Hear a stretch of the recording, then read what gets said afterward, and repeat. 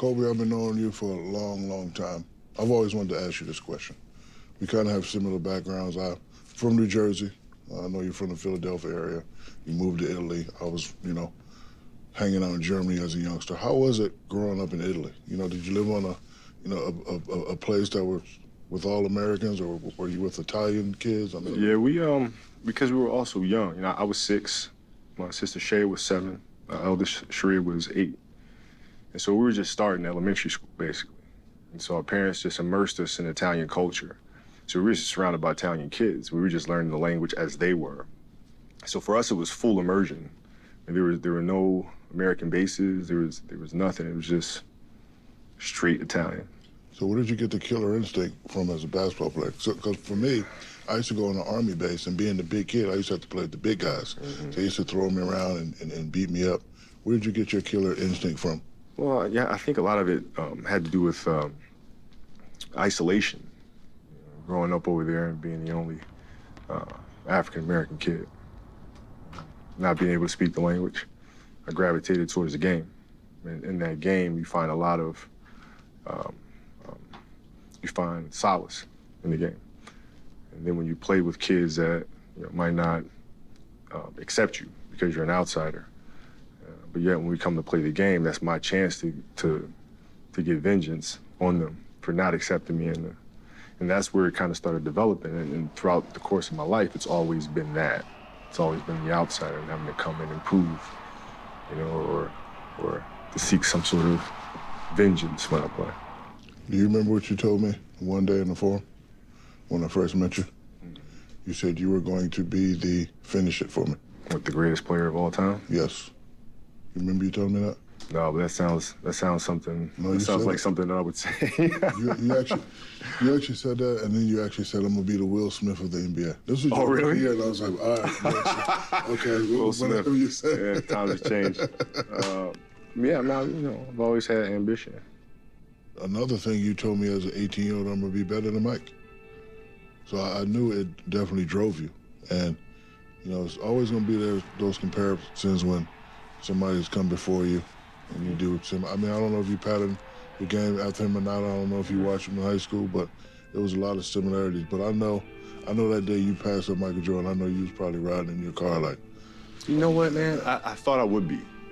But, what happened is when I came in the league and I wanted to take him on, right? I mean, all I heard was, they called him Black Panther, they called him Black Jesus and all this stuff. I said, I want to see what this is about.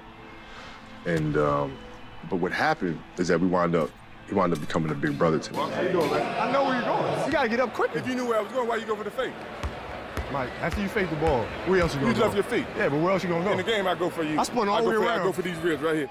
He saw something in me that reminded him a lot of himself when he was coming up. And he took me under his wing a lot and showed me a lot of things, taught me a lot of things, a lot of leadership things. Kobe Bryant passes the great Michael Jordan and moves into 3rd on the NBA's all-time scoring list. So when I passed him up, I remember talking to him afterwards and saying, this is kind of, it's like he's still here. The information and the stuff that he's passed on to me, I'm breathing that spirit back into the game all over again, which is a lot of the reason why I try to do that now for the next generation, because he did that for me. Bill Russell did that for me, Jerry West, and all you guys, but Michael in particular. Listen, I got beat up, I got hack and Shaq. I was tired, man. I ain't doing no work. I'm going home, I'm swimming. Me and Uncle Jerome, we sipping pina coladas, we eating burgers. My ass is in the gym 10 hours a day. One thing I know I got a kid that's gonna give me 40 whenever he wants to. Being swept out of the playoffs in May. 96 through 99 was a frustrating point. I don't know about, well, maybe a little bit for you, but for me, being one of the best bigs in the league and having that title of not winning one, I think it took toll on both of us. I wanted to get it, you wanted to get it. Well, I'm at a point in my life where individual honors don't mean much anymore. I'm just, more worried about what the team is capable of doing. I admit I was probably crazy. Well, we both weren't necessarily stable. Because my thing is, I didn't want to, for us and for me, I didn't want to have that title of They ain't got one yet. Right. I remember one day reading in the paper, oh, Shaq's averaging 20 or 30 and doing this, and the great Kareem Abdul-Jabbar said, well, he didn't win none yet. Right. So is he great?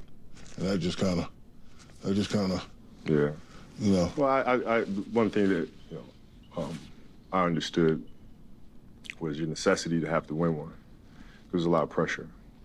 And I think there was a lot of frustration because you kept seeing this kid and everybody kept saying, okay, be patient with this kid, be patient with this kid. And you're saying, listen, I don't have patience. I have to win now. And this kid needs to develop now. Remember that? I think I can remember the first time we had our first fight, and you looked and said, okay, this is crazy. I did say that. Yeah, I did. You did. Crazy. You did. Anyway, we were playing a pickup game. We was doing a lockout season, Southwest College, playing a pickup game. We're on opposite teams. Right. And trash talking. Yes. And you kept saying, yeah, take that little take that little I'm like, I'm looking around. Oh, me. Yes. Right? And I said, oh, hold on, ain't gonna be too many more of those little, you know. Yeah, I remember that. And what'd you say? Well, what you gonna do about it? Well, what you gonna do about it? And then that's, the next thing I knew, I saw a big hand coming this way, and I remember going this way, and I remember throwing some lollipop, Golden Polynese came and caught, and then they all just kind of broke us apart, broke us up. I'm looking at this, and I'm saying, man, he wants this thing. It affects him, right? I mean, it consumes him. And then from that moment on, I knew we spoke the same language. It doesn't matter if we had disagreements, this and the other. Our drive to win, like, we have to win. There's no other option. We're gonna figure this out. We're gonna get this done. And we did it. Portland has 3 timeouts left. The Lakers have 2. Bryant to Shaq. My favorite Kobe moment is in the finals in Indiana. I foul out. Rose's 20-foot jumper, no good. Rebound should be Shaq. Smith's got it. Loose ball foul. Shaq is out of the game. I'm like, damn, I let the team down again. And you put your hand on my shoulder and said, don't worry, big fella, I got it. And you took over. Kobe fires the jumper and gives LA the lead. Shaw running one-hander. Followed in by Kobe Bryant. Well, you can just feel the tension in this building. Reggie off the screen for 3. Reggie for the win! No! And that's it. The Lakers take a 3-1 series lead. It doesn't get any better than this, ever. Always knew you was a bad cat, but that moment right there, because you had no fear. I was like, well, you know, I knew how much it meant to you, right? And as brothers, you don't let your brother down, right? It wasn't my time yet. This championship was yours, right? Because you had worked hard to get us to this point, right? For your whole career in Orlando and all the disappointments, and here you are, and it's my responsibility to pick that up. And then, you know, tactically, I don't think anybody knows this, but yeah, I was filming some show at UCLA the summer before, and Reggie Miller was up there at UCLA. And I said, okay, they got a really good team there. Yeah, we might see these guys. And I said, you know, let's play one-on-one. And we played one-on-one. I proceeded to really measure him and see what he liked to do defensively, see where he moved, see where he was weak at, what I could exploit. And so when that happened in the finals, we were here, I knew what I had. I knew what I could take. I knew what he would give me. And it was just a matter of just measuring him and going to work. So it was a thought-out attack for him. I fouled out. Kobe Bryant took over. He's a fabulous player. And now, uno más to go. And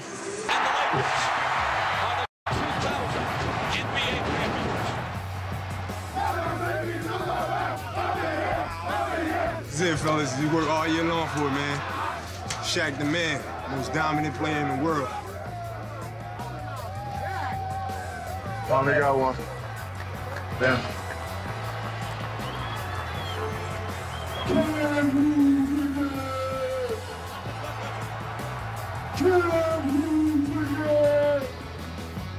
After the first championship, I'm at work, I'm going home, I'm swimming.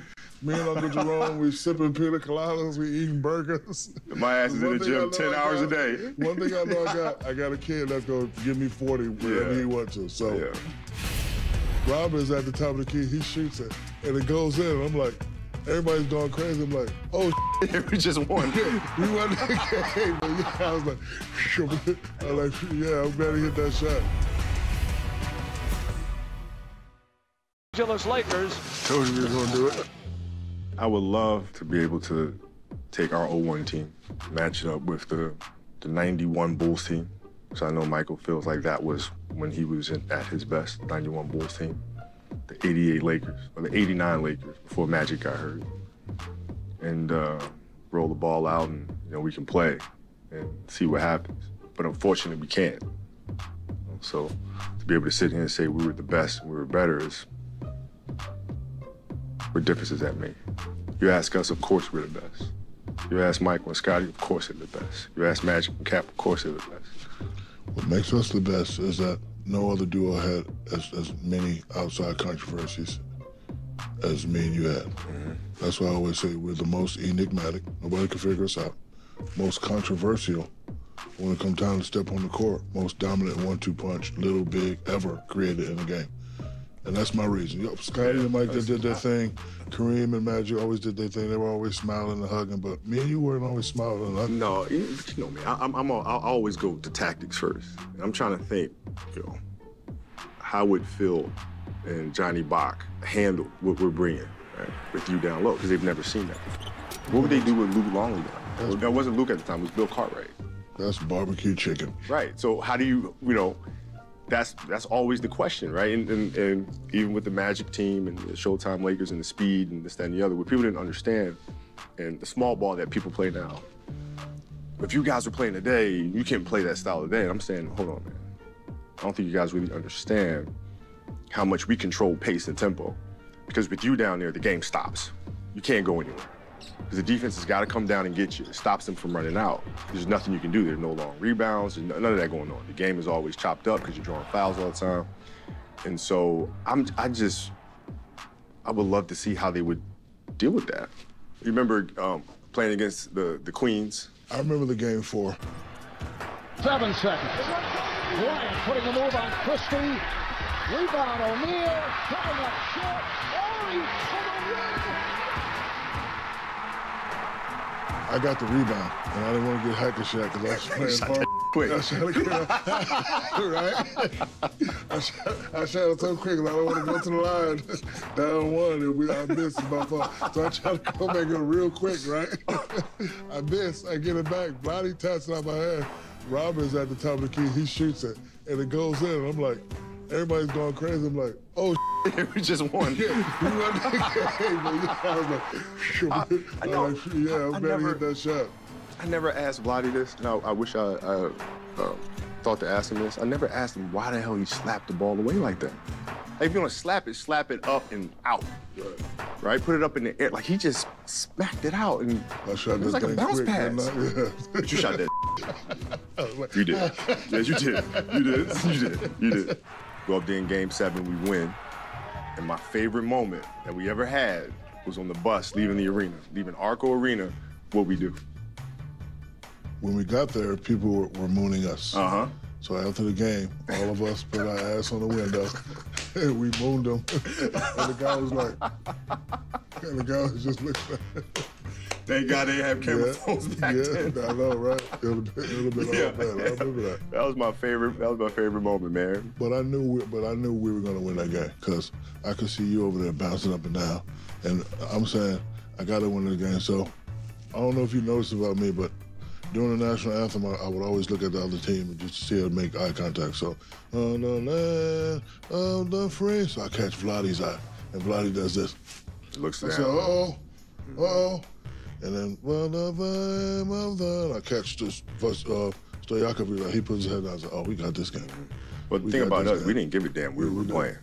We didn't care. Yeah, we came in there like, we're coming here to kick y'all ass. Cowbells, all this bells and whistles, all this stuff's going on. It's better, actually. It was a great series, though. Yeah. But yeah, I remember that story. They got to see a lot of different shades of the moon that night. Yes, they did. Yes, they did. All of us lined up, both sides of the bus. I knew what I said, and he knew what he said. He knew what you said. He said, okay, this is it. It's coming to a head. We're going to go in here. We're going to be grown men about it. We're going to fight it out. And then what comes out of it, comes out of it. play myself back into it. And that's just how I got down. But that was only because I knew I had you. My fourth time in the finals, thanks to that man right over there.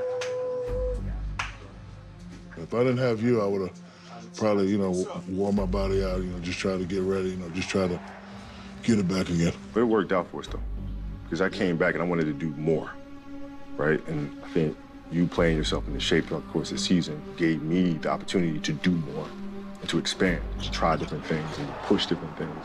And then when you got in shape, it was hard then to try for Phil to try to dial that back. Right? Because I'm out there going 40, 45, 50, all sorts of stuff. It feels like, okay, we got to rein you back in now. Rein me back in for what? No, I'm not getting reined back in, no.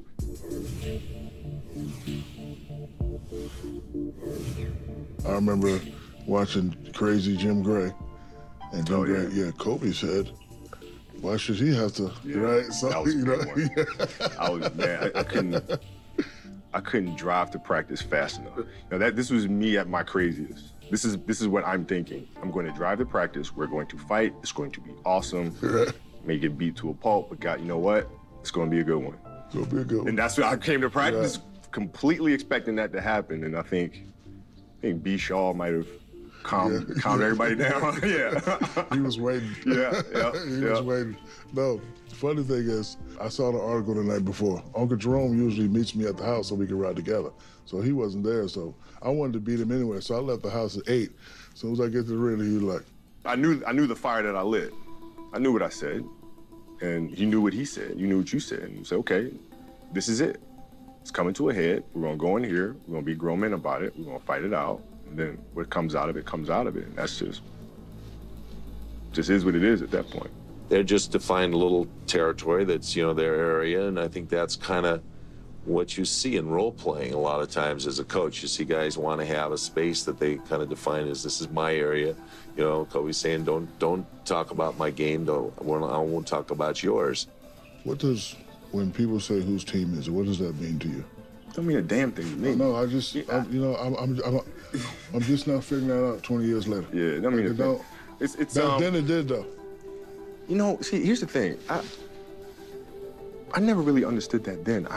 Phil really enjoyed being able to throw those little quotes out there, to create that tension. But Phil was very not confrontational. Yeah, he was. Right? Very indirect. You couldn't get a straight thing from him. Right? It was always kind of going this way to try to create this tension within the team that he believed in his mind we would figure out later. It's going to be messy now, but when they figure it out, it's going to be like this big kumbaya moment, and the team is just going to rise to a different level. Kobe penetrates. Feed to Shaq. Bryant giving it up. A three-peat and a sweep. Unbelievable feeling, to win 3 in a row. It's amazing to look back and see how far we've come, and now we've won 3. It's happened so fast.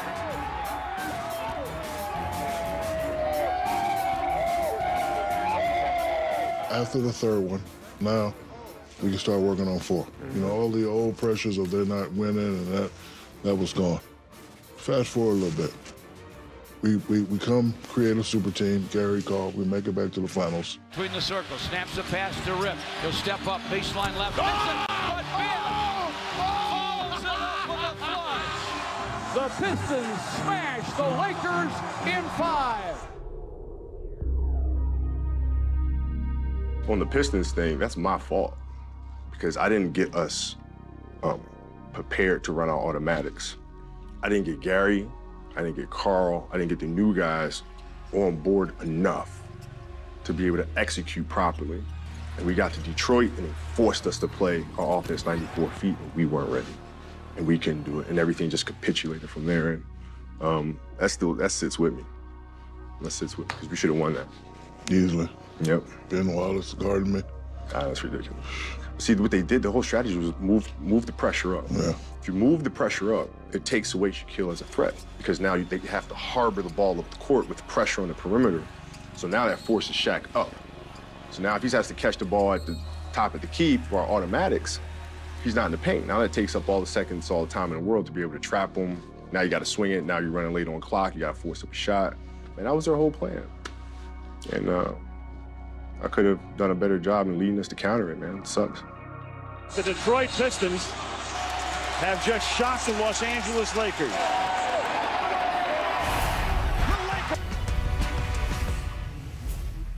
His future is certain. A big shift in the balance of power in the NBA as the league's most dominant player is headed back east, the newest member of the Miami Heat. Remember this, 'cause I'm gonna bring a championship to Miami, I promise. And Shaq with a little elbow, but never looked at him, looked right over the top of Kobe's head. Before the tip, you didn't even look at your former teammate, Kobe Bryant. Why not? You shook everybody else's hand. Merry Christmas, everybody out there. All right, thanks a lot, Shaquille. Back to you guys. I'm gonna ask you a crazy question. After we split apart, were you trying to get more championships than me? Oh, absolutely. You were? Absolutely. And I knew you were going to get one. I knew you were going to get one because of the energy, going into Miami and D-Wade and everything that was there. I knew you were going to get that one. So I knew I had to get at least 2 or 3. And the Miami Heat are champions of the basketball world! I wanted you to get that because I needed that. I wanted that. Like, I wanted people to say, see, this is what they're missing here. This is what they gave up for, right? Kobe should have been the one to go. Now he's in Miami. I needed that. I wanted that. I wanted everybody to hate me. I wanted to fuel off of that and just come back with so much anger and so much vengeance. So I wanted that. So when you won, right after you won, I went out to the track and I ran. And I did my conditioning. I did my drills. I woke up the next morning. I hit my weights. I did my 1,000 shots. I did everything humanly possible to get myself ready. But I needed it. I was like, all right, yeah, good. Good. I needed it too. They loved us so much. They loved to keep our beef going. Yeah. They loved it. It was entertainment for the city for so long. It was like, okay, what's going to happen? Because it was not a conversation of whether or not they're going to win the game.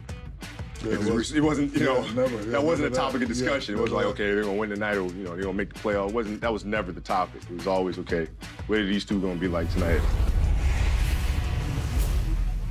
Ring. I think this will be the last game where this game gets a lot of hoopla. I don't think the public really wants to hear about it too much anymore. Shaq and Kobe actually acknowledged each other on several occasions prior to the open tip. We had a game on Martin Luther King Day. I didn't want them talking about beef on that day. Remember that day? Everybody was like, is he going to split? And I just came to you and I put my hand out. I was like, I hold the with his hand. Of course, you put your hand out. Of course. And the so-called beef was over. They're going out of their way to show the world that they're getting along now, Mark. See, NBA stands for nothing but actors. Like I tell people this all the time, we had our disagreements, but in real life, it's not like I'm going to, have an argument with you when you're with your family. Right. Like it's this life. It's always Uncle Shaq. But we had to keep it going. So I love you, but I don't want to talk to you. You know what I'm saying? How my ass tastes. Yeah. Hold on, no. I got it. I'm ready. No, but that was something different. I'm ready. Yeah, but that was something different. Now stop. Think about that. It ain't about that. It's about B.I.G., a.k.a. Big Shaq. Now that's the difference between first and last place. Kobe, tell me how my ass tastes. I loved it. I loved every bit of it. I was in a comedy club. Yeah. And y'all had lost. Ray Allen, wide open three. Bang! A 38-point lead for the Boston Celtics. And after a 22-year absence, the Boston Celtics are NBA champions once again. No, I know. Yeah, and I know. I get it. So I just had to do something just to keep the crowd going. I know. I used it though. But you know what? That right there was the beginning of the snitcher net. Yeah. I mean, because I'm in a club in New York, an underground club, and next thing I know, it's all good. Yeah, I'm just doing it, everybody laughing at a good time. Then next thing I know, I get a call from Uncle Jerome. Why the hell you do that, man? Like, what you talking about? What the hell is Kobe? I was like, bro, listen, I think I heard it on Power 106. Damn, they played on the radio? They played on the radio. Damn, big boy. They were talking about it early in the morning or something like that. Yeah, but you know what I realized about people? They loved us so much, they loved to keep our beef going. Yeah. They loved it. Yeah, well, it kind of it was entertainment for the city for so long. It was like, okay, what's going to happen? Because it was not a conversation of whether or not they're going to win the game. Yeah, it wasn't, that wasn't a topic of discussion. It was like, okay, they're going to win tonight or, they're going to make the playoff. That was never the topic. It was always, okay, what are these two going to be like tonight? What did he say? What did he say? Yeah. We're going to reunite the two of you back together again on Valentine's Day. Yeah, what's up, young boy? What's up, man? Yes, up. Hey. Felt good to play with you again. It did. I had flashbacks. Felt great. The game was real easy. We read each other very easily, and yeah, it was fun to kind of go back to memory lane. Do you believe him when he says it was all a media ploy by him to grab attention and take pressure off of you? Big chief marketer? Yeah, you should say that all the time. You should say that all the time. Kobe Bryant, Shaquille O'Neal, co-MVPs of All-Star 2009. I know you're not exactly the sentimental type, but when you guys are having the interaction on the court, feel like old times a little bit. Does it make you a little bit at all wistful for being able to play with Shaq, having those moments? No. Shaq? No. But do you remember what you did during that game to make me realize I was with you all these years? No. You don't remember? So we got the co-MVP. It's me, Sharif, and you standing on stage. And what did you tell me to do? You told me to take the trophy home. That's right. Remember that? I did. And I took it home and I gave it to Sharif. Yeah. And I realized now, I was like, I think I may have messed something up. Because a lot of times that our beef was going on, you know me, I'm the master marketer. About 60% of the time, I would just say it just to keep it going. But like when you did that, when you didn't have to do that, because usually they take it and they mail it, but you like Shaq, and, you know Sharif loves you. So you said, here you go, Sharif, and you gave him the trophy. I just said to myself, I was like, luckily I won 3 out of 4 with this guy, but I was to this guy. So I owe you an apology. I'm gonna give you an apology, but we ain't gonna be doing all that crying. But thank you for that moment, because Sharif loved that moment. That was the first time I was able, to give him something. He was there. I was going through a lot at that time, and he loved you for it. I love you for that moment. So thank you for that moment. Thank you. Couldn't have been scripted any better. Maybe my last one. If it is, it'll be a hell of a DVD. All-Star game is over. Now it's time to get back down to business. See if we can't get that championship. Bryant looks inside, finds Gasol. Gasol, count it, and a foul. It's official. The Lakers are NBA champions once again. LA wins the 2009 NBA title. This team is going to be around, and they're going to have to be dealt with for years to come. Me. I told you I want to do this. This type of duo, I don't think you'll ever see again. Never, ever? All right, we made it. Yes, sir. No problem. None of that. None of that. Hold on, we got to take a picture. Give him 5 and give me 4.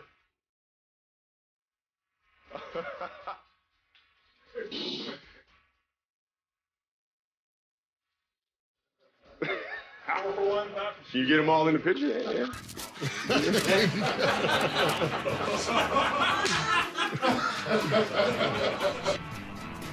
Love you too, my man. It's a great one. Thank you, guys. Yeah, thank you. Still sitting. All right. Hey, Joe. That's hilarious. That must have been a crazy. It was this one. It was yeah. I missed me by inches. By inches. What the hell was I thinking?